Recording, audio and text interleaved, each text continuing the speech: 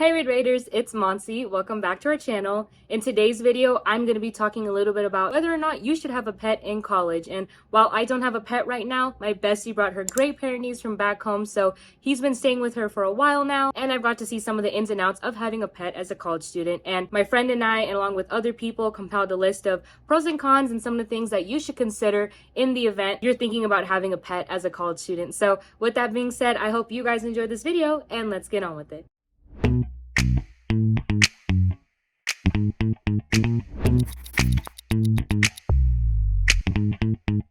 So the first thing I want to mention, and one of the biggest things that you should consider when you're deciding to get a pet, is money. You want to make sure that if you're paying for it on your own, that you can not only purchase your pet alone, but also have flexibility in terms of maintenance costs, making sure that you take into account paying for their food, their water, their grooming if needed, and any vet costs if something were to come up here. So making sure that you're not only able to purchase this pet, but also being able to maintain them during your time at college. And obviously that varies. So for example, if you're going to come with a dog versus if you're going to get a fish as a pet, obviously those maintenance costs are going to look different. So making sure that you're doing your research in those areas and really making sure that you're able to support them financially and you're not just buying them and then having to give them away at the end of the day. The next thing I want to talk about is spontaneity. And as college students, I think that's really important to consider because we not only have busy schedules from our courses, but we also have to consider our work schedule, the organizations that we're a part of, and the meetings that come with that, and just hanging out with friends and being able to plan things spontaneously and hang out whenever you'd like. So spontaneity plays a big role with having a pet, and obviously again that is variable depending on the type of pet you have. If you have a fish, it'd be a lot more easier to be spontaneous rather than having a dog or a cat or something you would need to take care of, and you need to come on a consistent basis and take care of them. So with that being said, I think you should really focus on what kind of lifestyle you want to have while you're attending college and making sure that having a pet won't take away anything from that. And with spontaneity comes with your course load. Say you're coming to college or you're bringing your pet to college in an upcoming semester. It doesn't necessarily have to be your first semester, but say that you're bringing your pet to college. You kind of have to plan ahead and make sure that your course load is more tailored towards them because you are responsible for taking care of them. So making sure that you attend to their needs first and you're taking care of them while balancing your own life as well. And even when it comes to creating your schedule, just making sure that if you're bringing a pet to relieve your stress, let's say that you're taking a lot of hours this one semester and you think that having either your pet bike home or having a new pet with you, you want to make sure that having this new pet is not something that's going to add more stress onto you, rather help you relieve your stress. So that's something else that you should consider as well. And the last thing that kind of has to do with spontaneity and being a college student is obviously housing. As a freshman, you can't bring a pet into your dorm unless it's a service animal. So if you're living off campus, you want to make sure that wherever you're staying accounts for the pet that you have. So obviously, again, that's also variable based on the pet that you have. If you have a fish, you just want to make sure that you have a flat surface to put a tank and have your fish stay there comfortably. But let's say you have a dog like my friend, you want to make sure that the apartment or the house that you're living in is a big enough yard or surrounding area that you could, take your dog out and take them on walks and things like that. So the top 4 things that I would say are super important to consider when it comes to having a pet is money allocation, spontaneity, your course load, making sure that, bringing a pet here is going to relieve your stress and not add more stress on top of that, and housing. But with that being said, Lubbock has a ton of dog parks, and not only that, they have a lot of just local parks in general. Yadir made a video about the different types of parks here in Lubbock, so you could definitely check that out if you want to see the different types of parks. But I want to emphasize the main park that all students have access to on campus is Urbanovsky Park. So the park on campus is really pet friendly. They have sidewalks outlining the rec in the park, and they also have a trail within the park itself. There's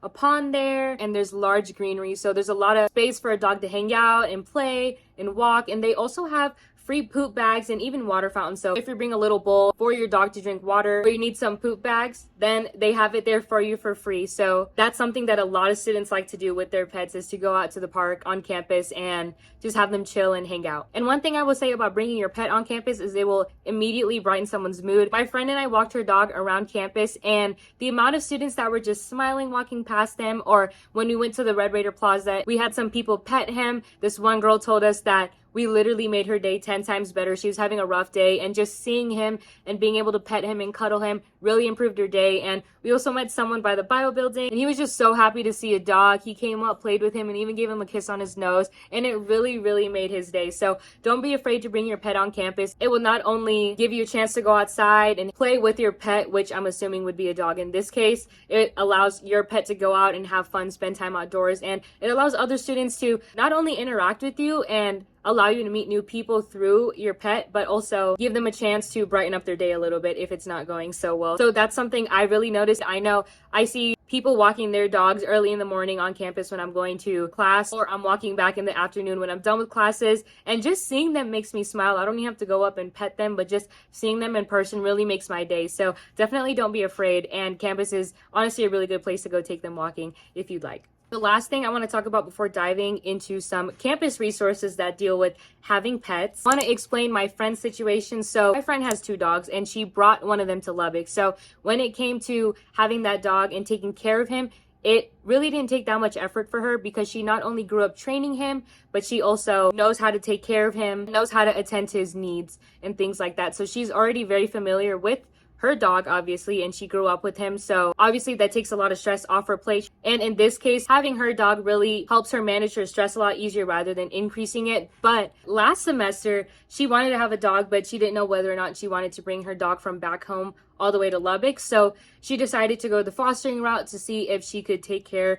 of a dog on her own. And what happened was she got a husky named Sprax, and a husky is different than any of the breeds that she's familiar with. He came from a shelter, so he had a lot of problems from his past, and he was not potty trained. He wouldn't listen to her commands, and he ran away 3-4 times, and she had to go chase him down just because he's never gotten that sense of freedom. So being a busy college student and having to deal with the additional stress of having this new pet in a new environment on top of that really didn't prove beneficial for her. It was really hard for her to adapt to having a new pet, having to train him, and all the things of that nature. So she ended up having to give him back to the shelter, which is totally fine because he ended up getting adopted a few days later. So it worked out really well. But for some dogs, that might not be the case. So if I were to go and foster a dog and I were to give him back, it's not to say that he's going to get adopted right away. So even if you think that, oh, I can foster a pet for a few months and see how it goes, it could end up being a lot more stressful or a lot more time consuming on your hands. So just make sure that you're really considering everything in the background to make sure that having a pet is a good experience and not somewhat of a bad experience for you. Now on to some of the campus resources as far as having a pet. So one of the big things that we do here is that the TTU Career Center here on campus hosts stress relief events with dogs. So during final seasons or even randomly throughout the year, they will have people bring their pets, or they will have dogs come in from a local shelter, and students can come and play with them for 15 to 30 minutes or however long that they'd like to essentially relieve their stress and just take a break from studying and whatever's been going on in their lives and go play with some dogs. So that's one of the coolest things that I've seen here, and I've heard from a lot of other students that this event really helps them manage their stress, and it's just fun to take a break from, you know, your day-to-day and to go play with some dogs. So that's one of the things that we have here on campus. Another big thing that Texas Tech has accomplished is that our university has completed over 1 million hours of community service and volunteerism. And with that, we know that our Red Raiders love to volunteer and we love to give back to our community, especially here in Lubbock. With that being said, we have local animal shelters here. So for example, a really big one here is Haven Animal Shelter, and they have a wide variety of pets, especially dogs. So you can volunteer at Haven Animal Shelter and not only give back to your local community and gain some community service hours, but you could also support local animals and play with some of the animals there to either relieve your stress or to just take a break from your day. So you're kind of killing 2 birds with 1 stone by volunteering at local shelters and things like that. So that's something else that you should really consider if you want to spend time with some pets. But with that being said, that's all that I have for you guys today. I hope you guys found this video useful. And yeah, if you guys have any questions, make sure to comment them down below and let us know. Make sure to like this video and subscribe to our channel. We are uploading every Thursday. And I will see you guys in the next one. Bye.